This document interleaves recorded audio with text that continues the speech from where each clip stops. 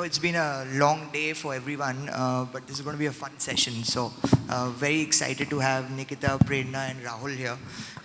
And we have a very interesting topic here. Uh, so, I'll just get straight to it.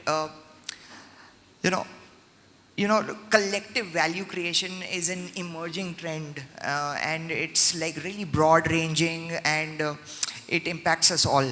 So, how do you guys perceive this in your collective sectors, and what are the primary opportunities and challenges that you foresee? Rahul, you can go first. Good evening, everyone.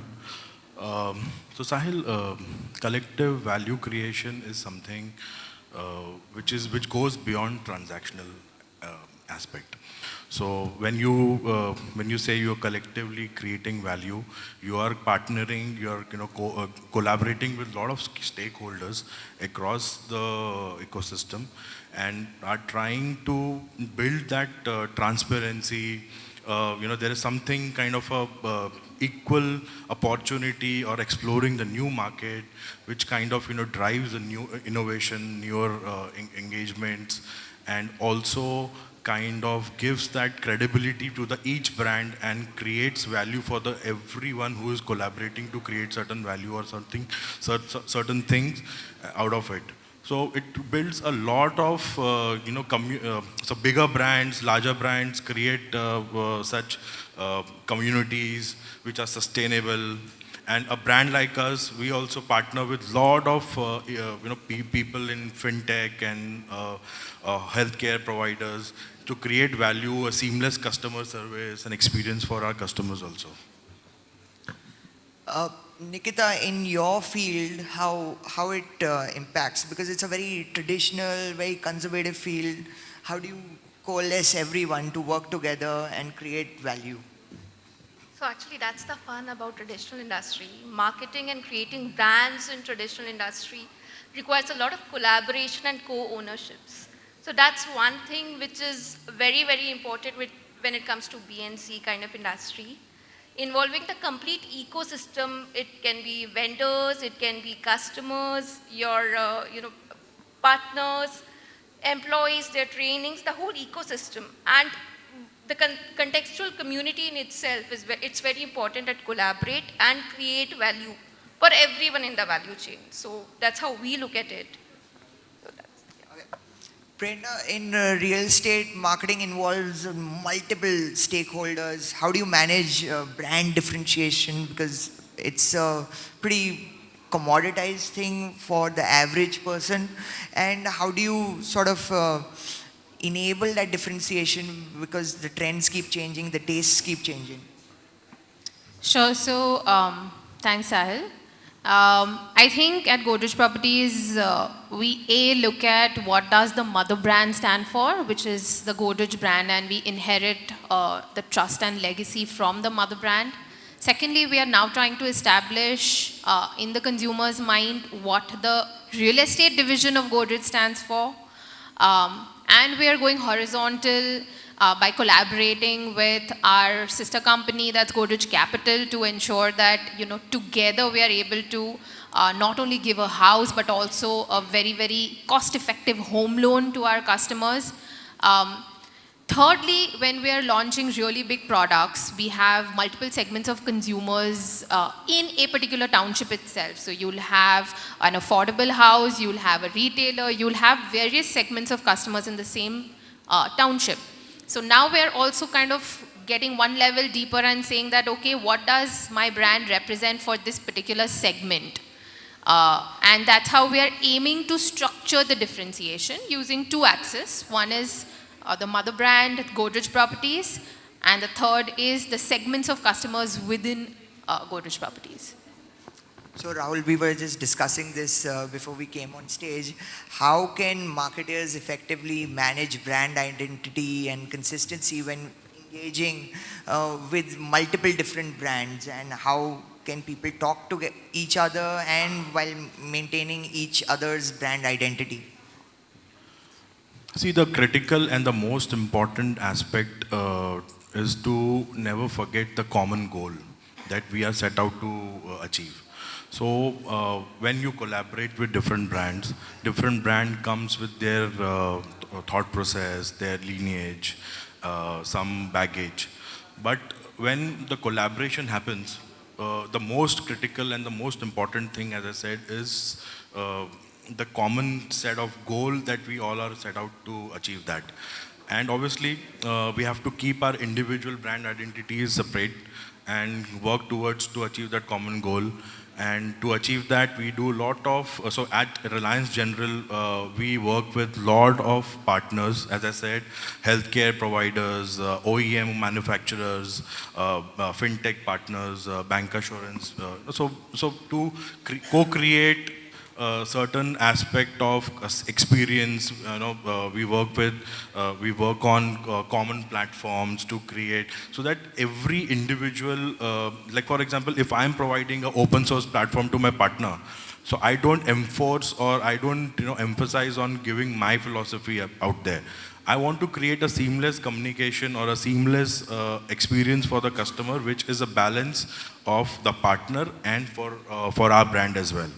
So that is how you collaborate. You come out of that competitive mindset and you become collaborative and become more, give more to customers, add more value to the entire ecosystem.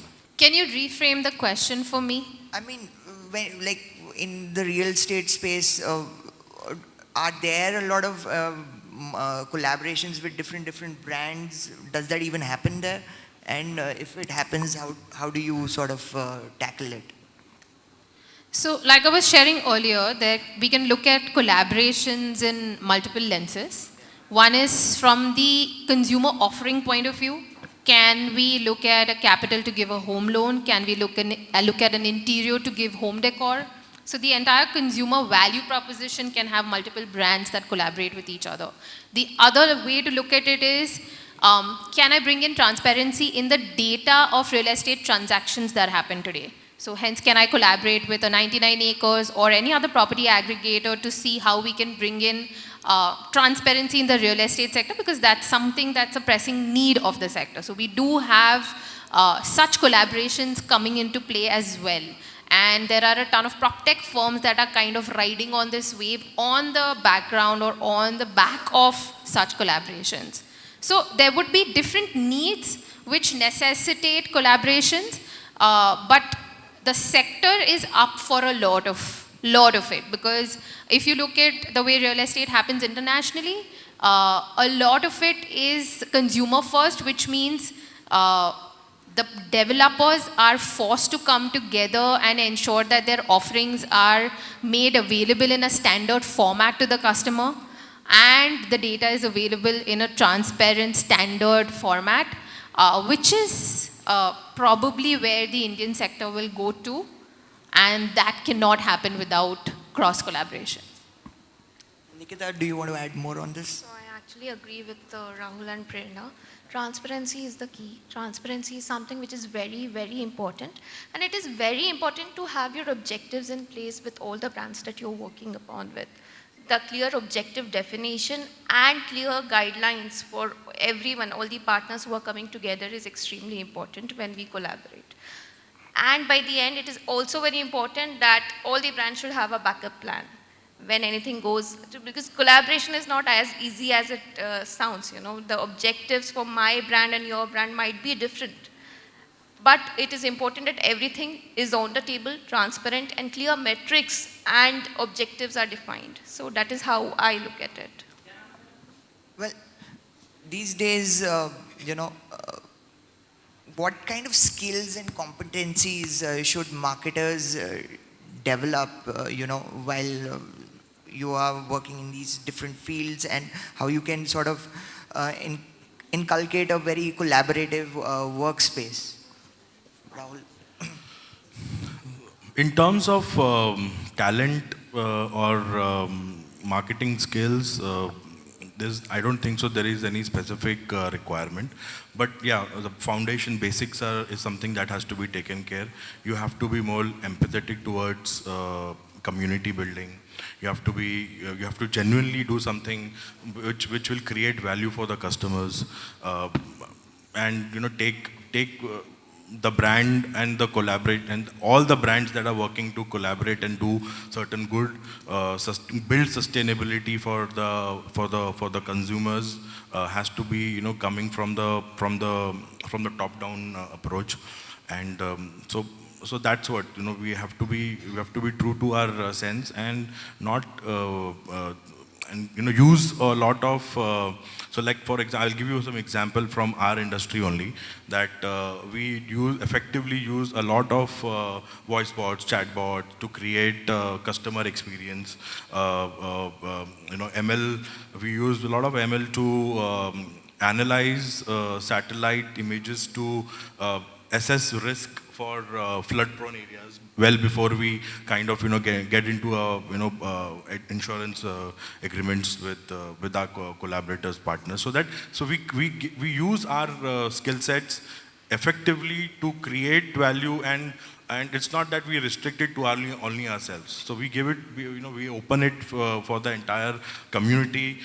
We do a lot of data sharing initiatives. We do so because we are in a risk mitigation industry. We do a lot of collaborative initiatives to create awareness about products, about claim processes, seamless claim processes through digital touch points. So yeah, so all of that contributes to all the skill sets and effective steps one take to create value for the entire collaborative partnership. Nikita, in your industry, it is again, it's a very traditional business, and some people generally are not very open to collaboration. So is it harder for you?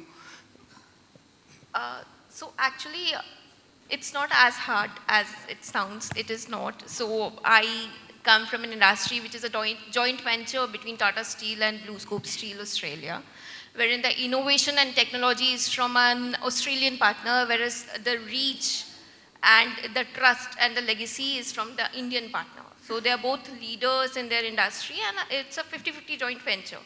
So that's one of the examples wherein we are collaborating. Apart from that, a lot of collaborations along with vendors happen. There's a lot of EPD certifications. Sustainability is the key word for marketers. Also, a lot of sustainability EPD certifications, GRIHA certifications are happening along with the vendors, where co-branding is done. So not just the company which is doing it, also the vendors are also promoting that we are EPD certified. So that's the kind of collaboration and co-ownership we are coming up with. Having said that, there are some key challenges, and when it comes to consumers, because there's a traditional mindset. So we are now moving towards a lot of immersive technology, wherein through AI or virtual reality, we are actually giving the customers the experience that they would have with the traditional kind of products. So that's how it is. Actually, even Rahul brought up AI, so I might as well dive into AI, because this is what we generally these days talk about all the time. Prerna, in your space, what kind of role AI, machine learning, and now we have Gen AI as well, play in facilitating and optimizing co-creation? Sure. So I think in real estate, there is one very unique feature of the consumer journey, which is the gestation period that the consumer has to go through between buying and actually possessing the product. I think it would be the longest gestation period for any product in the market. So from that perspective, we've seen that consumers aren't able to effectively imagine what life would be 4 years hence, and there is a fall in our NPS scores when you buy a product when you're 24 and you move in at 28. When you're 24, you're a bachelor living a studio kind of life, and you invest in a property thinking that this is suitable for me right now. But when you move in, your life stage has changed. You're now married, and you're not happy with the product. And how do we bring in some kind of visualization for the consumer to foresee what his or her life would be 4 years from now? And kind of base your decision on that. That's one use case that we're greatly dabbling with, because we believe that it will actually elevate consumers' experience of real estate on the whole. The other bit is around data. We are also a very traditional and primitive industry. So data sources, the entire policies around data, how can we use AI to actually help us with predicting who our next prospect would be, what kind of apartment is he or she looking like, what is his overall score on various financial metrics. How do we bring all of that together and give a more unified and personalized experience to the customer? I think these would be a couple of use cases that we are currently dabbling with. Post-COVID, because nobody imagined that something like that could happen, and now, like the world is very aware of pandemics.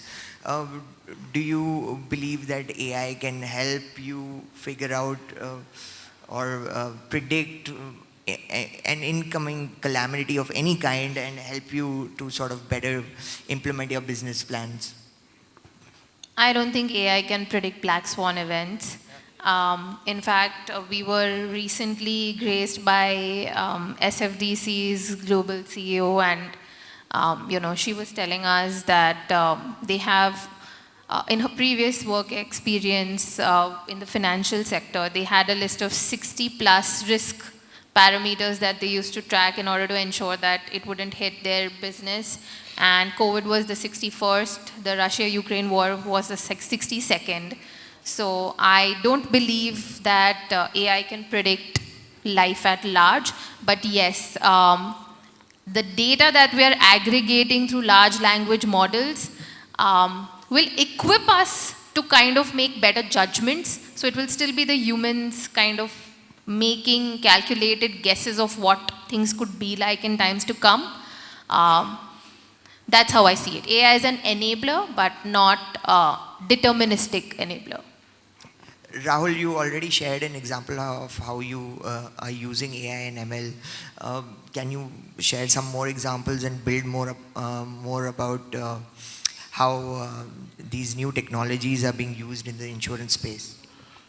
Yeah, sure. So in insurance, so we dominantly into general insurance. So AI ML helps us to give personalized products. So pay as you drive, pay how you drive. So it's all telematics, which helps us to understand the driving behavior of a customer and propose premium basis the driving behavior, usage of car, how hard he is going to hit the brakes, how his driving pattern is, and all the basis that behavioral in mindset, we are able to give them personalized products.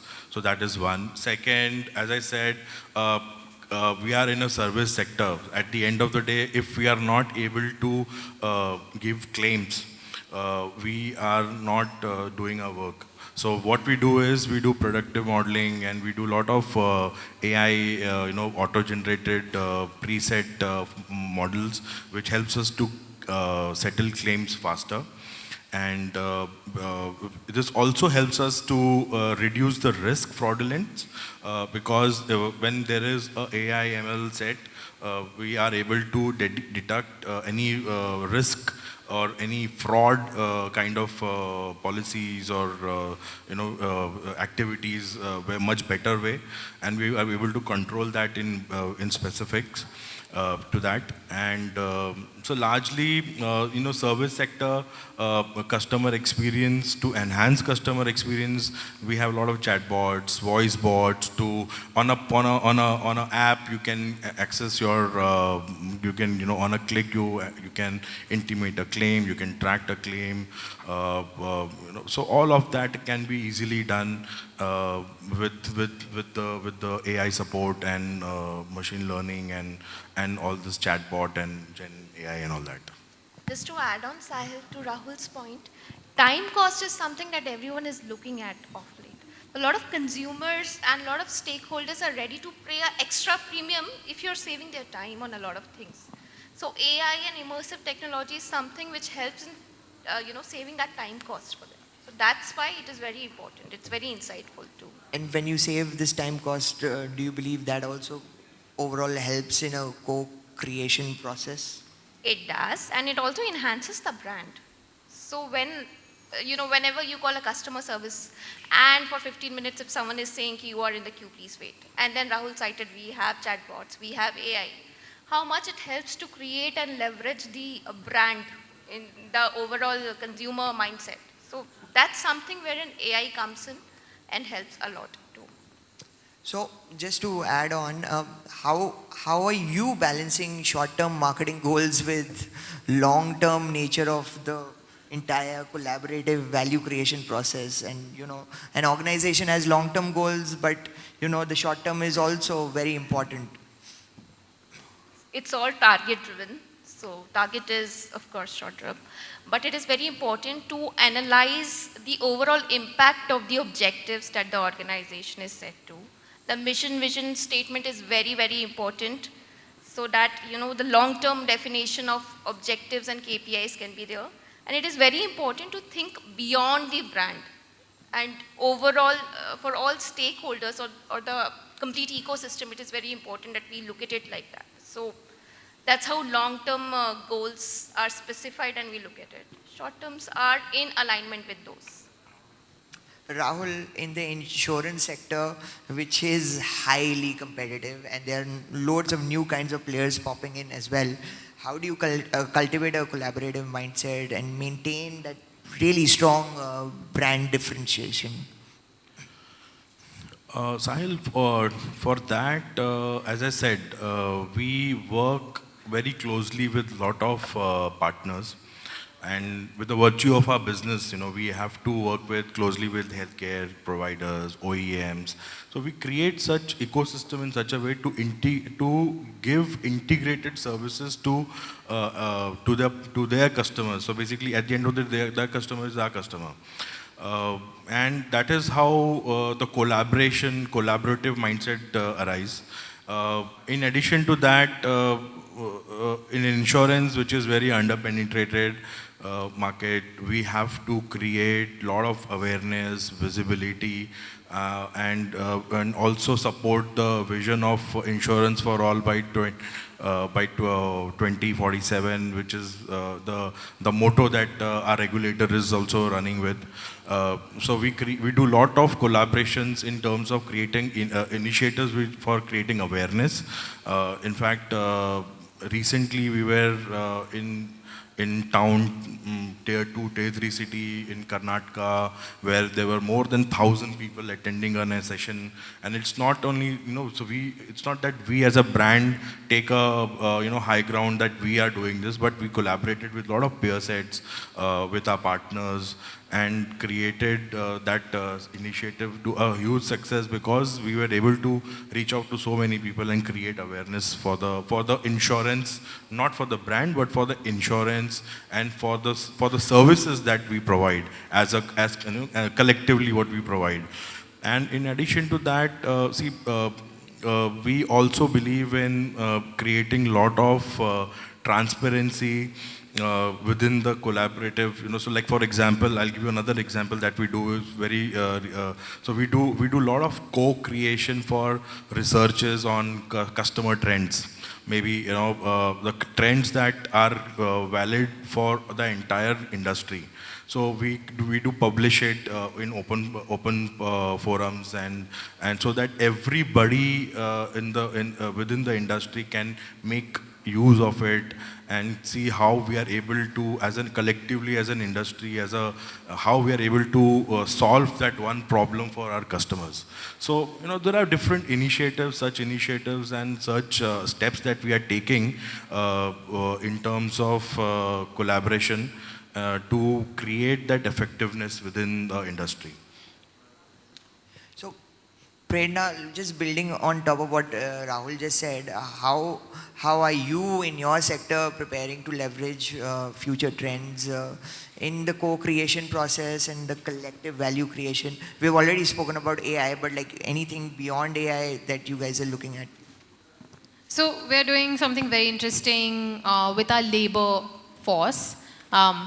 Because they are so critical to us in terms of getting the product ready on time, and the labor shortage is a well-known reality for all real estate professionals.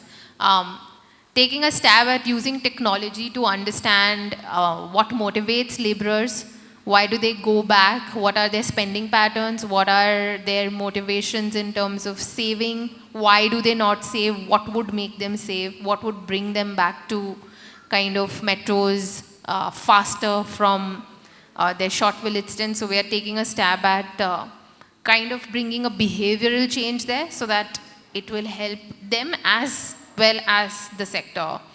So they have a kind of a bit of a short-lived approach where money is concerned. So we're trying to bring about a bit of a shift there using technology. That would be a very long hand at bringing about a change using something as modern as data and technology in the sector. Nikita, do you have something to build upon this? So I would say personalization is something that, a lot of industries and companies are going towards. So hyper-personalization is actually making, when the efforts are towards collaboration, it is very important that personalization is there for the consumer so that they understand your objectives. So that is one of the latest trend which is coming into industry, even in BNC.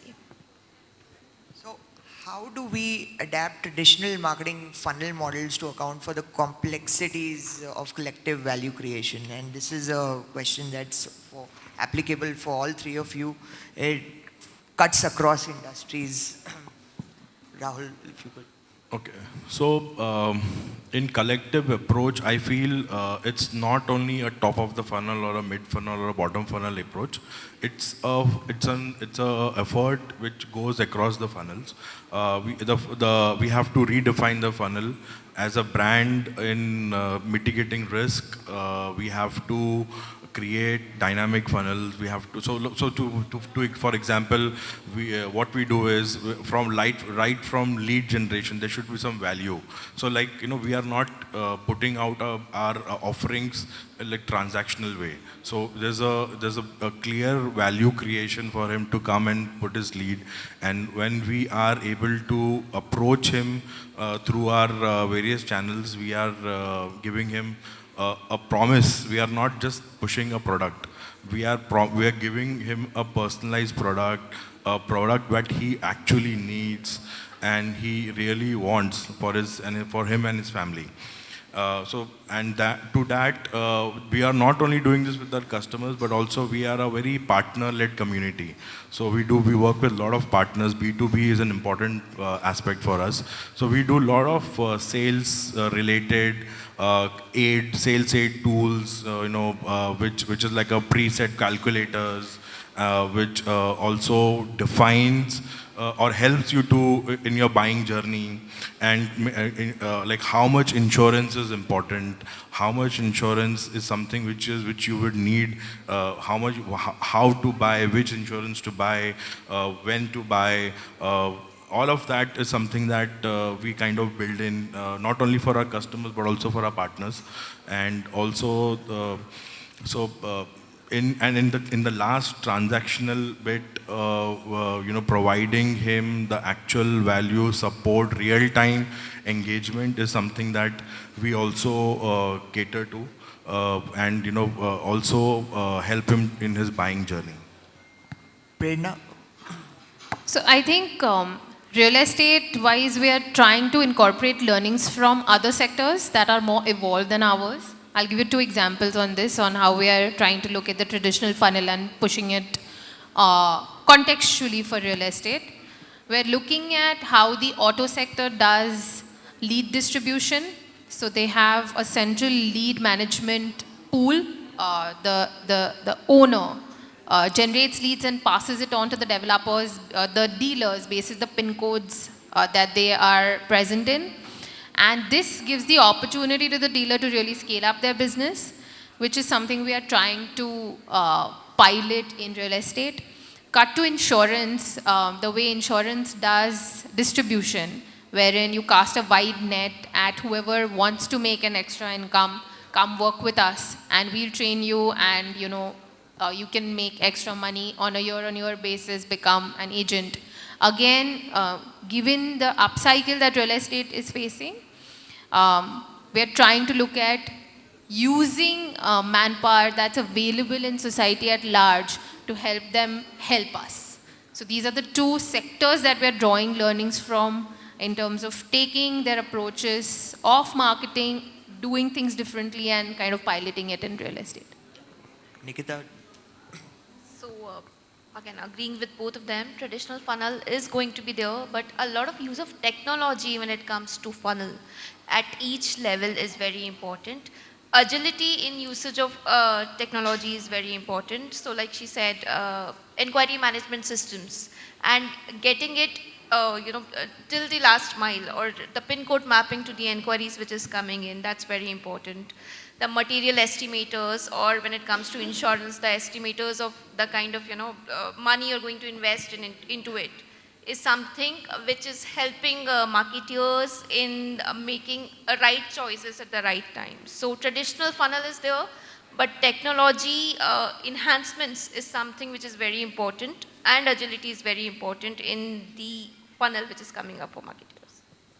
so this is going to be my last question, and it's going to be for all of you. Looking ahead, what do you think will be the biggest challenge for brands aiming to move from competition to collaboration? So, so I don't see, I personally feel there is no big challenge as such if the intention has to be right. The only thing, obviously, the individual brand understanding and brand tonality or brand, factors has to be, kept aside. As I said earlier, we have to move towards a common goal, set certain KPIs or metrics to analyze of whatever value we are creating from collaboration has to be equally divided between all the stakeholders. It should not be that only one particular brand is taking the most out of it. It should be a balance between all the collaborators. The value has to be divided in the balanced way. And that's the intention, the mindset of competitive mindset. We have to move from that and be more collaborative and have a right intention to do something for the community and at the end of the day for the end consumers. I'll take this question in two parts. One is, do organizations realize that there is a need for co-creation and collaborative value creation? Yes, and consumers have said it loud and clear. If you look at the search trends report of last year, Google search trends, consumers clearly love organizations that strive to deliver products with purpose. So that messaging is clear. However, change is always difficult, and we don't operate as organizations in silos. We are also operating within the larger ecosystem of a country, of the world. If you look at the way the world order is moving, there is also some instability over there, right? And in 1991, we went from liberalization to globalization. Now we are re-questioning globalization, and you have forums like ORFs, which are bringing thought leaders together to say, okay, hey, what will be the institutions which will kind of strive for the global values of peace, etc. So there is a certain amount of kind of upheaval over there. I think that change becomes even more difficult when upheavals are there outside as well. That's something that I think organizations will kind of struggle with. When you have a central force kind of supporting the wave, it becomes easier for everyone to ride it. But there's something else going on somewhere, and here you are trying to bring about another change. I think that's where the complexities will increase. Nikita, final thoughts? There would be 2-3 things I would say would be challenging. Some are governance related, IPR related, also conflict of interest. When two parties come together or a lot of stakeholders come together, there are conflicting interests which comes in. So that needs to be defined and clearly understood. That is something. And lastly, quantifying the impact for all the stakeholders is something which would be challenging too when it comes to collaborating and co-ownerships. So. Thank you all. It's been a really insightful conversation, and it's a very broad-ranging topic. So thanks a lot. Thank you so much. Thanks so much for having us.